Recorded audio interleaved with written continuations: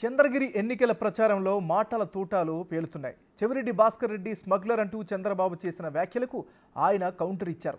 ఇంతకు చంద్రబాబు ఏమన్నారు, ఇచ్చిన కౌంటర్ ఏంటో మీరు చూడండి.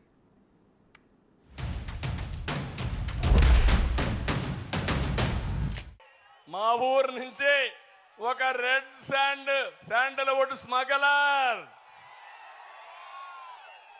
మామూలు వ్యక్తి కాదు. మనం అందరం వ్యాపారాలు చేసే డబ్బులు వస్తాయి, వ్యవసాయం చేసే డబ్బులు వస్తాయి. నాకే అర్థం కాల, ముఖ్యమంత్రిగా ఉన్న నాకే అర్థం కాల.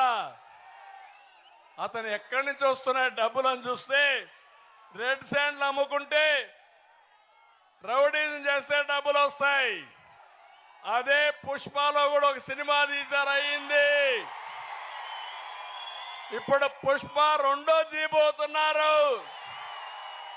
ఆ పుష్ప ఇక్కడికి వచ్చాడు. వేస్తారా ఓటు మీరు అడుగుతున్నా? మీకు రౌడీజం కావాలని అడుగుతున్నా, స్మగ్లర్స్ కావాలని అడుగుతున్నా. మీరు ఒక్కసారి ఆలోచించండి. చంద్రబాబు గారు పుట్టినటువంటి ఊరి నుంచే నేను పుట్టా. చంద్రబాబు పుట్టినటువంటి పక్క పల్లె నేను పుట్టా. ఒకే నియోజకవర్గం నుంచి వచ్చాం. చెప్తే 43,000 ఓటు మెజార్టీతో నన్ను గెలిపించారు జనాలు.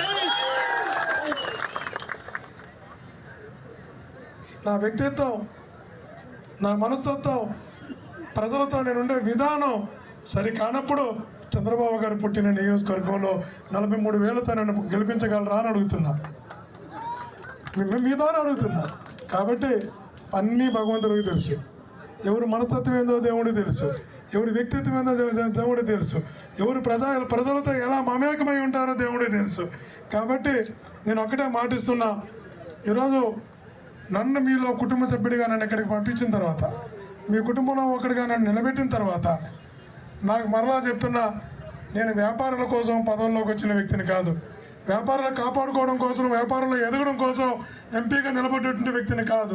ఎప్పుడైతే ఒక పార్లమెంట్ సభ్యుడిగా నాకు ఈరోజు మీరందరూ గౌరవిస్తున్నారు, అభ్యర్థిగా వచ్చినప్పుడు నాకు పూర్తి సమయం ఎన్ని రకాల నిధులు ఉంటాయి, కేంద్ర నిధులు ఎన్ని ఉంటాయి, రాష్ట్ర నిధులు ఎన్ని ఉంటాయి, జిల్లా నిధులు ఎన్ని ఉంటాయి, పార్లమెంట్ సభ్యుల నిధులు ఎన్ని ఉంటాయి, ఎమ్మెల్యే నిధులు ఎన్ని ఉంటాయి, స్పెషల్ డెవలప్మెంట్ ఫండ్స్ ఎన్ని ఉంటాయి, ఇతర స్కీముల ద్వారా ఎన్ని నిధులు ఉంటాయని కూడా నాకు తెలుసు కాబట్టి రాష్ట్రంలో ఉన్నటువంటి ప్రతి డిపార్ట్మెంట్ నుంచి నిధులు తీసుకొచ్చి, రాష్ట్రంలో ఉన్నటువంటి ప్రతి విభాగం నుంచి నిధులు తీసుకొచ్చి 972 కోట్లు అంటే సుమారుగా 1000 కోట్ల రూపాయలు ఒక నియోజకవర్గంలో తీసుకొచ్చి పెట్టి పూర్తి చేయించి వాళ్ళందరికీ కూడా బిల్లులు ఇప్పించి, వాళ్ళందరూ ఈరోజు చంద్రగిరి నియోజకవర్గం రోడ్లు వేయాలంటే ఎలాంటి నిధులు తీసుకురావాలి, కాలువలు నిర్మించాలంటే ఏ పథకం నుంచి నిధులు తీసుకురావాలి, ఏ అధికారి దగ్గరికి వెళ్తానో, ఏ మంత్రి దగ్గరికి వెళితేనో, ఎవరి దగ్గరికి వెళితే ఎలాంటి నిధులు తెచ్చుకోవచ్చో పూర్తిగా అధ్యయనం చేసినటువంటి వాడిని. నేను రాజశేఖర్ గారి పరిపాలన మీద PhD చేసి డాక్టరేట్ పొందినటువంటి వాడిని. నేను రాజశేఖర్ పరిపాలన ఎలా ఉంటుందో దానిపైన పరిశోధన చేసి PhD పొందినటువంటి వాడిని. అలాంటి నేను అన్ని పథకాలను ఆకలింప చేసుకున్న తర్వాత, అవగాహన చేసుకున్న తర్వాత, ఒక చంద్రగిరి నియోజకవర్గానికి 5 సంవత్సరాల్లో 972 కోట్లు అంటే సుమారు 1000 కోట్ల రూపాయలతో 5,096 పనులు చేశారని నేను ఆత్మీయుల అందరి మధ్య సగర్వంగా తెలియజేసుకుంటున్నా.